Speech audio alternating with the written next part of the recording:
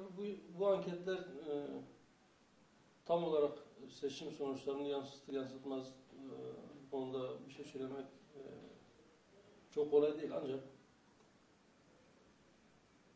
özellikle ulusal kanalların partimizi görmek istemeyen bazı basın kuruluşlarının yaptıkları anketler de gerçekleri yansıtmıyor. Şu kadarını söyleyebilirim ki seçime gireceğimiz yerlerde belki birçok kişi için sürpriz olabilecek sonuçlar alacağımızı düşünüyorum. Van Teşkilatımızı ziyaretimizin sebebi de aslında seçimle ilgili çalışmalarımız. Biz şu anda seçime gireceğimiz yerleri ve adaylarımızın tespiti konusunda çalışmalar yürütüyoruz. Van'a geliş sebebimiz de biraz buydu. Hem teşkilatımızın çalışmalarını yerinde görmek, hem yerel seçime ilişkin teşkilatlar, bizimle beraber çalışan arkadaşlarımızın görüşlerini almak, hem de aday tespiti konusunda teşkilatımızın tamamını almak için Van teşkilatımızı ziyaret ettik. Havayı güzel bulduk, olumlu bulduk. Arkadaşlarımızdaki şevki, çalışma şevkini ve gayretini güzel gördük. İnşallah adaylarımız açıklandıktan sonra seçim yaklaştıkça daha hızlı bir şekilde ve daha canlı bir şekilde sahada arkadaşlarımız çalışmalarını yürütecekler. Yine seçim çalışmaları için dün Ağrı'daydık. Ağrı teşkilatımızı ziyaret ettik. Orada da meslektaşlarımız benzer sorular sordular. Dün açıkladım. Andımız isimli ucube metnin halen daha çocuklara okullarda okutulmasını büyük bir ayıp olarak görüyoruz. Dün de söylediğim gibi bunun için anayasa değişikliğine veya yasal değişiklik yapmaya da gerek yoktur. Hükümet isterse yönetmelikle, idari tasarrufla bu ayıbı ortadan kaldırabilir.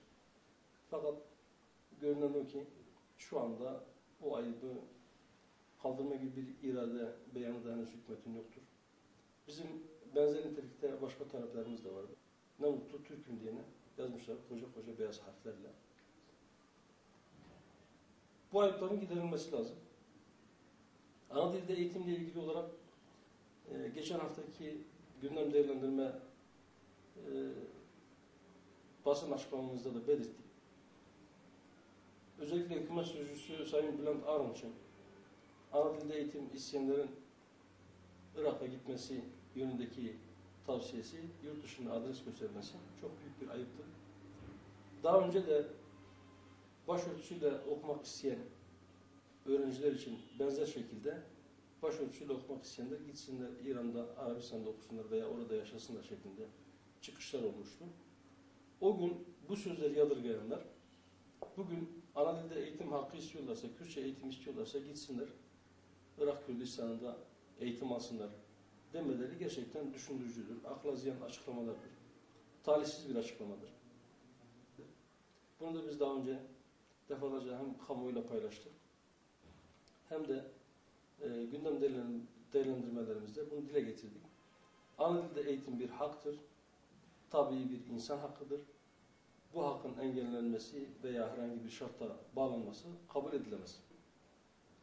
Başörtüsüyle ilgili hükümetin çok ciddi iddialı çıkışları ve açıklamaları oldu.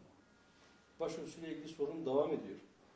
Sadece üniversitelerde veya sadece İmam Hatip liselerinde ya da düz liselerin seçmeli Kur'an-ı Kerim ve siyer derslerinde başörtünün serbest bırakılması, başörtüsü sorununun çözüldüğü anlamını taşımamaz. Van depreminden sonra çok ciddi yaralar aldı. Çok ciddi hizmetler bekliyor.